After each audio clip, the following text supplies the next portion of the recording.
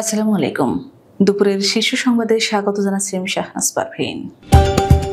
আজ পবিত্র হজ, লাব্বাইক ধ্বনিতে মুখরিত আরাফাত ময়দান। খালেদা জিয়াকে বাড়ির কাগজ পৌঁছে দিলেন উপদেষ্টা আদিলুর। স্বামী ও মেয়ের সঙ্গে ঈদ করতে লন্ডনে ফিরেছেন জুবাইদা রহমান। বিচারপতি অপসারণে সুপ্রিম জুডিশিয়াল কাউন্সিলে চূড়ান্ত। ঢাকা টাঙ্গাইল মহাসড়কে 23 কিলোমিটার যানজট, যাত্রী ভোগান্তি চরমে। সায়দাবাদ টার্মিনালে ঘরমুখো মানুষের ভিড়। ঢাকা চট্টগ্রাম মহাসড়কে 15 কিলোমিটার যানজট। বেতন পরিশোধ করেনি মুন্নু ফেব্রিক্স, ক্ষুব্ধ শ্রমিকরা। শয়তানের নিঃশ্বাস চক্রের কবলে কুরবানির টাকা খোয়ালেন বৃদ্ধ। ঈদের দিনে 3 বিভাগে বৃষ্টির সম্ভাবনা।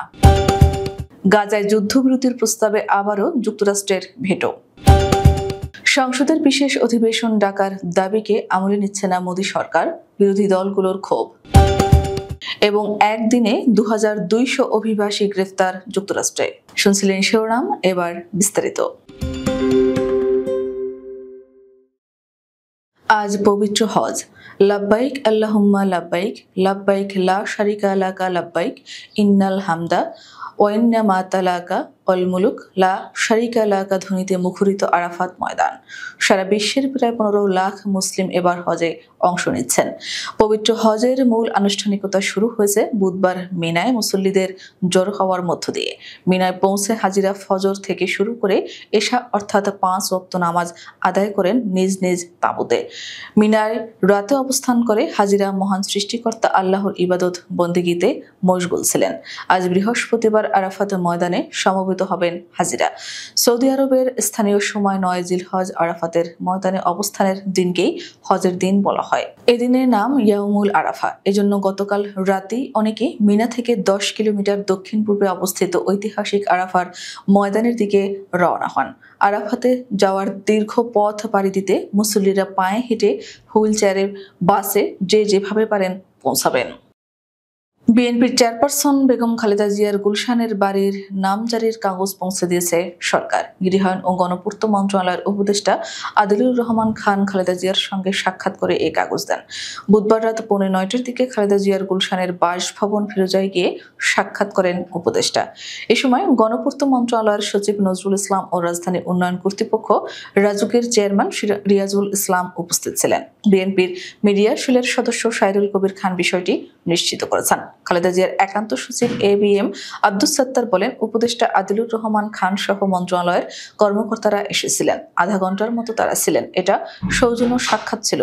উপদেষ্টা কিছু কাগজ নিয়ে এসেছিলেন, সেগুলো দিয়েছেন, তবে এটা কিসের কাগজ তা তিনি জানেন না। বিএনপির ভারপ্রাপ্ত চেয়ারম্যান তারেক রহমানের স্ত্রী ও জিয়াউর রহমান ফাউন্ডেশনের ভাইস প্রেসিডেন্ট ডাক্তার জুবাইদা রহমান লন্ডনে ফিরে যাচ্ছেন। সেখানে স্বামী ও মেয়ের সঙ্গে ঈদুল আজহা উদযাপন করবেন তিনি।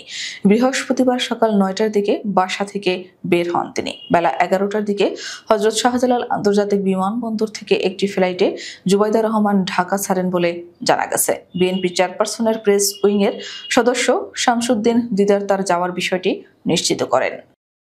সংবিধানের 96 অনুচ্ছেদ পুনর্বহাল করে বিচারপতিদের অপসারণের ক্ষমতা আবারও সুপ্রিম জুডিশিয়াল কাউন্সিলের হাতে ন্যস্ত করা হয়েছে। এ সংক্রান্ত 50 পৃষ্ঠার পূর্ণাঙ্গ রায় বৃহস্পতিবার সকালে সুপ্রিম কোর্টের ওয়েবসাইটে প্রকাশ করে আপিল বিভাগ। এর মধ্য দিয়ে হাইকোর্টের পূর্ববর্তী রায় বাতিল করা হয়েছে, যেখানে সংবিধানের 96 অনুচ্ছেদ এবং শহীদ রাষ্ট্রপতি জিয়াউর রহমানকে নিয়ে করা কিছু মন্তব্যকে অশোভনীয় ও সরকার পক্ষকে সুবিধা দিতে প্রণীত বলা হয়েছিল।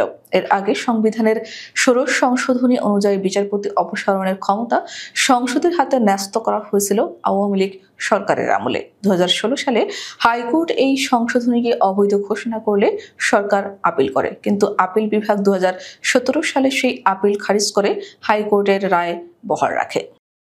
ঢাকা টাঙ্গাইল মহাসড়কের যমুনা সেতু পূর্ব প্রান্ত থেকে আশিকপুর পর্যন্ত প্রায় 23 কিলোমিটার জুড়ে দীর্ঘ যানজটের সৃষ্টি হয়েছে। এতে চরম ভোগান্তিতে পড়েছেন চালক ও ঈদে ঘরমুখ যাত্রীরা। বুধবার দিন শেষে সরকারি ছুটি শুরু হওয়ার পর থেকে মহাসড়কে যানবাহনের চাপ দ্বিগুণ হয়ে যায়। সময় গড়ানোর সঙ্গে সঙ্গে যানবাহনের সংখ্যা আরও বাড়তে থাকে। রাতভর যানবাহনগুলো ধীর গতিতে চললেও ভোর থেকে চাপ বেড়ে যায় কয়েক গুণ। ফলে যমুনা সেতু পূর্ব পার থেকে আশিকপুর পর্যন্ত দীর্ঘ যানজটের সৃষ্টি হয়। উত্তরবঙ্গগামী যাত্রীরা জানান, তারা গতকাল সন্ধ্যায় গাড়িতে উঠেও টাঙ্গাইল পৌঁছাতে 10 থেকে 12 ঘন্টা লেগেছে। ঘন্টার পর ঘন্টা যানজটে বসে থেকে চরম ভোগান্তিতে পড়েছেন নারী, শিশু ও বৃদ্ধরা। অনেকেই অসুস্থ হয়ে পড়েছেন। নারীর টানে বাড়ি যেতে পরিবার পরিজন নিয়ে অনেকেই সায়দাবাদ ও যাত্রাবাড়ি টার্মিনালে উপস্থিত হয়েছেন। কারো হাতে অগ্রিম টিকিট, আবার কারো হাতে ব্যাগ কিংবা লাগেজ। আগামী 7 জুন পবিত্র ঈদুল আজহা উদযাপন উপলক্ষে এভাবেই ঢাকা ছাড়েন বিভিন্ন শ্রেণী পেশার মানুষ। বৃহস্পতিবার সরেজমিনের রাজধানীর সায়দাবাদ বাস টার্মিনাল ও জনপথ মোড়ে আন্তজেলা বাস কাউন্টারগুলো ঘুরে দেখা গেছে যাত্রীদের উপচে পড়া ভিড়। প্রায় প্রতিটি কাউন্টারেই টিকিট নিয়ে চলছে দরদাম। দর কষাকষির মাধ্যমে বিক্রি হচ্ছে টিকিট। যাত্রীদের অনেকেই অভিযোগ করে বলেন, ঈদ এলেই ভাড়া বেড়ে যায়। দু একটি পরিবহন ছাড়া কোথাও টিকিটের সংকট নেই। তবুও কিছু পরিবহন মূল ভাড়ার চেয়ে 200 থেকে 250 টাকা বেশিতে টিকিট বিক্রি করছে। একসঙ্গে 3-4 জন গেলে দামাদামি করে কিছু টাকা কম নিচ্ছে। ঢাকা চট্টগ্রাম মহাসড়কে চট্টগ্রামের সীতাকুণ্ডের ভাটিয়ারি এলাকায় প্রায় 15 কিলোমিটারের দীর্ঘ যানজট সৃষ্টি হয়েছে।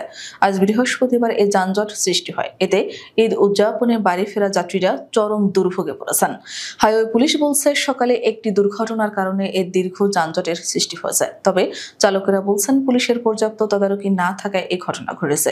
সীতাকুণ্ডের বার আউলিয়া হাইওয়ে থানার ভারপ্রাপ্ত কর্মকর্তা আব্দুল মুমিন বলেন, আজ বৃহস্পতিবার সকালে ঢাকা চট্টগ্রাম মহাসড়কে ভাটিয়ারি এলাকায় ঢাকামুখী লেনে একটি ট্রাকে পেছন থেকে দুটি গাড়ি একের পর এক ধাক্কা দেয়। এতে কিছু সময়ের জন্য যান চলাচল বন্ধ হয়ে যায়। পরবর্তী হাইওয়ে পুলিশ ঘটনাস্থলে গিয়ে গাড়িগুলি সরিয়ে নেয়। সকাল 11টার দিকে যান চলাচল আবার শুরু হয়েছে। তবে মহাসড়কে দেখা গেছে সকাল থেকে সৃষ্টি হয়েছে দীর্ঘ যানজট। Bhatiari port link, Sitalpur BM container depot, কুমিরায় কেডিএস ডিপো সহ বেশ কয়েকটি কন্টেইনার ডিপো এলাকায় যানবাহনের দীর্ঘ জট দেখা গেছে। আসন্ন ঈদুল আজহা উপলক্ষে মানিকগঞ্জের অধিকাংশ কলকারখানার শ্রমিকদের বেতন বোনাস পরিশোধ করা হলেও মুন্নু ফেব্রিক্সের শ্রমিকদের এখনো বেতন পরিশোধ করা হয়নি। ঈদের আগে শেষ কর্মদিবসে নামমাত্র বোনাসের টাকা পরিশোধ করে মুন্নু ফেব্রিক্স কর্তৃপক্ষ। সামান্য এই টাকা দিয়ে কিভাবে ঈদ উদযাপন করবে সেটা নিয়ে দুশ্চিন্তায় রয়েছেন শ্রমিকরা। 4 জুন বুধবার মানিকগঞ্জের ঘিওর উপজেলার বানিয়াজুরি ইউনিয়নের মুন্নু সিটি এলাকায় মুন্নু ফেব্রিক্স কারখানায় গিয়ে শ্রমিকদের সঙ্গে কথা বলে এমনটাই জানা যায়। শ্রমিকরা জানান, ঈদের আগে সব কলকারখানা বেতন বোনাসের টাকা পরিশোধ করা হলেও মুন্নু ফেব্রিক্স সেটা করেনি। ঈদের আগে শেষ কর্মদিবসে সকাল থেকে আন্দোলন করে বোনাসের টাকা পেয়েছেন তারা। বেতনের টাকা না পাওয়ায় পরিবার নিয়ে ঈদ উদযাপন করা কষ্টকর হবে বলেও জানান তারা। নোয়াখালীর কোম্পানীগঞ্জ উপজেলায় শয়তানের নিঃশ্বাস চক্রের কবলে পড়ে লাখ টাকা খোয়ালেন শহীদুল্লাহ ধনু নামে এক বৃদ্ধ। বুধবার সকালে বসুরহাট পৌরসভার বসুরহাট বাজারের ইসলামী ব্যাংক থেকে টাকা উত্তোলন করে বের হয়ে ওয়েল মিলের সামনে এই ঘটনা ঘটে। ভুক্তভোগী বৃদ্ধ শহীদুল্লাহ জানান, ইসলামী ব্যাংক বসুরহাট শাখা থেকে টাকা তোলার পর অয়েল মিলের সামনে রাস্তায় এক অপরিচিত লোক সালাম দিয়ে আমার সাথে হ্যান্ডশেক করে। প্রবাসী আমার ছেলেদের সাথে নাকি তার পরিচয় আছে। তখন কথা বলতে বলতে তার সাথে বসুরহাট 0 পয়েন্ট আসে।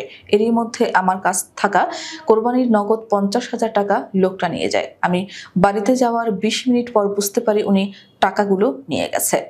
ইমরান রায়হান নামে চর ফকিরার এক বাসিন্দা জানান, কয়েকদিন আগে তাদের বাড়িতে বেড়াতে আসা শিউলি নামের 12 বছরের এক শিশুকেও বাড়ির দরজা থেকে শয়তানের নিঃশ্বাস ব্যবহার করে তার মোবাইলটি হাতিয়ে নেয়। পরে শিশুটিকে ফেনীতে পাওয়া যায়। তার বাড়ির দরজা থেকে ফেনী আসার মাঝের ঘটনা কিছুই মনে নেই শিউলির। আগামী শনিবার উদযাপিত হবে মুসলিমদের দ্বিতীয় বড় ধর্মীয় উৎসব পবিত্র ঈদুল আজহা। ওই দিন দেশের বেশিরভাগ জায়গায় আবহাওয়া থাকবে শুষ্ক ও আরামদায়ক। তবে মৌসুমী বায়ু বাংলাদেশের উপর মোটামুটি সক্রিয় ও উত্তর বঙ্গোপসাগরে মাঝারি অবস্থায় থাকায় চট্টগ্রাম, ময়মনসিংহ ও সিলেট বিভাগের কিছু স্থানে বৃষ্টির সম্ভাবনা রয়েছে। বৃহস্পতিবার বাংলাদেশ আবহাওয়া অধিদপ্তর থেকে প্রকাশিত পূর্বাভাসে এ তথ্য জানানো হয়েছে। পূর্বাভাসে বলা হয়েছে, ঈদের দিন সকাল ৯টা থেকে পরবর্তী ২৪ ঘন্টায় চট্টগ্রাম, ময়মনসিংহ ও সিলেট বিভাগের অঞ্চলের দু-এক জায়গায় অস্থায়ীভাবে দমকা হাওয়া সহ বিদ্যুৎ চমকানো, হালকা থেকে মাঝারি ধরনের বৃষ্টি বা বজ্রসহ বৃষ্টি হতে পারে। তবে দেশের অন্যান্য এলাকায় আকাশ আংশিক মেঘলা থাকলেও আবহাওয়া প্রধানত শুষ্ক থাকবে। জাতিসংঘ নিরাপত্তা পরিষদে গাজায় যুদ্ধবিরতির আহ্বান জানিয়ে উত্থাপিত প্রস্তাবে ফের ভেটো দিল যুক্তরাষ্ট্র। প্রস্তাবে তাৎক্ষণিক, নিঃশর্ত এবং স্থায়ী যুদ্ধবিরতি চাওয়া হলেও যুক্তরাষ্ট্র একে অগ্রহণযোগ্য বলে প্রত্যাখ্যান করে। বুধবার নিউ ইয়র্কে জাতিসংঘের সদর দপ্তরে অনুষ্ঠিত ভোটাভুটিতে নিরাপত্তা পরিষদের ১৫ সদস্য দেশের মধ্যে ১৪টি দেশ প্রস্তাবটির পক্ষে ভোট দেয়। একমাত্র যুক্তরাষ্ট্র বিপক্ষে অবস্থান নেয়। গত বছরের নভেম্বরে একই ধরনের একটি প্রস্তাবও ওয়াশিংটনের ভেটোর মুখে পড়ে। প্রস্তাবটিতে গাজায় হামাসের হাতে আটক ইসরায়েলি জিম্মিদের মুক্তির আহ্বানও জানানো হয়েছিল। তবে মার্কিন যুক্তরাষ্ট্রের মতে এই প্রস্তাবে জিম্মি মুক্তির বিষয়টিকে যুদ্ধবিরতির সঙ্গে যথাযথভাবে সংযুক্ত করা হয়নি। কাশ্মীরের পেহেলগামে সন্ত্রাসী হামলা এবং ভারত-পাকিস্তান সংঘাত পরবর্তী পরিস্থিতি নিয়ে আলোচনার জন্য সংসদের বিশেষ অধিবেশন ডাকার দাবি জানিয়েছে ভারতের বিরোধী দলগুলো। কংগ্রেস, তৃণমূল কংগ্রেস, ডিএমকে, সমাজবাদী পার্টি সহ বিভিন্ন দল বিভিন্ন সময়ে বিশেষ অধিবেশন ডাকার দাবি জানিয়ে চিঠিও দিয়েছে। মঙ্গলবার বিরোধী ১৬টি দল একজোট হয়ে প্রধানমন্ত্রীকে বিশেষ অধিবেশন ডাকার ফের দাবি জানিয়ে চিঠি দিয়েছে। পশ্চিমবঙ্গের মুখ্যমন্ত্রী তথা তৃণমূল কংগ্রেস নেত্রী মমতা বন্দ্যোপাধ্যায় নিজেও সমাজ মাধ্যমে পোস্ট করে বহুদলীয় প্রতিনিধি দল দেশে ফেরার পরে যাতে সংসদের বিশেষ অধিবেশনে ডাকা হয় তা নিয়ে আর্জি জানিয়েছেন। অথচ বিরোধীদের দাবি নিয়ে মোদী সরকার চুপ রয়েছে। বরং বিরোধীদের দাবিকে আমলে না নিয়ে ৪৭ দিন আগে সংসদের বাদল অধিবেশনের দিনক্ষণ ঘোষণা করে দিয়েছে মোদী সরকার। বুধবার সংসদীয় বিষয়ক মন্ত্রী কিরেন রিজিজু বাদল অধিবেশনের দিনক্ষণ জানিয়ে বলেছেন, আগামী ২১ জুলাই থেকে শুরু হবে সংসদের বাদল অধিবেশন, চলবে ১২ আগস্ট পর্যন্ত। একদিনে সর্বোচ্চ সংখ্যক অভিবাসীকে গ্রেপ্তার করেছে যুক্তরাষ্ট্রের অভিবাসন ও শুল্ক প্রয়োগ সংস্থা আইসি। গত মঙ্গলবার ২২০০ এর বেশি অভিবাসীকে গ্রেপ্তার করে সংস্থাটি। আইসি এর একজন মুখপাত্র এ খবর নিশ্চিত করেছেন। হোয়াইট হাউসের চাপের মুখে দ্রুত ও ব্যাপক হারে গ্রেপ্তার বাড়াতে এ পদক্ষেপ নেওয়া হয়েছে। এনবিসি নিউজকে আইসি সূত্র জানিয়েছে, গ্রেপ্তার হওয়া অভিবাসীদের শত শত জনই আইসি এর আটকের বিকল্প প্রোগ্রামের আওতায় ছিলেন। এই প্রোগ্রামের অধীনে যেসব অনিবন্ধিত অভিবাসীকে জনসুরক্ষার জন্য হুমকি মনে করা হয় না, তাদের শর্ত সাপেক্ষে মুক্তি দেওয়া হয়। এরপর তাদের অবস্থান নজরদারিতে রাখা হয় গোড়ালির মনিটর, স্মার্টফোন অ্যাপ বা অন্যান্য জিওলোকেশন প্রযুক্তি এবং নিয়মিত আইসিই অফিসে রিপোর্ট করার মাধ্যমে। আমাদের পরবর্তী রাতের শীর্ষ সংবাদ দেখার আমন্ত্রণ জানিয়ে এখনকার মতো বিদায় নিচ্ছি। দর্শক, ভিডিওটি শেষ পর্যন্ত দেখার জন্য আপনাকে অসংখ্য ধন্যবাদ। নিত্য নতুন সংবাদ পেতে আমাদের ইউটিউব চ্যানেলটি সাবস্ক্রাইব করুন ও নিয়মিত নোটিফিকেশন পেতে বেল বাটনটি ক্লিক করুন এবং আমাদের ফেসবুক পেজটিতে লাইক করুন। এছাড়াও আমাদের ভিডিওতে লাইক দিয়ে শেয়ার করুন। আল্লাহ হাফেজ।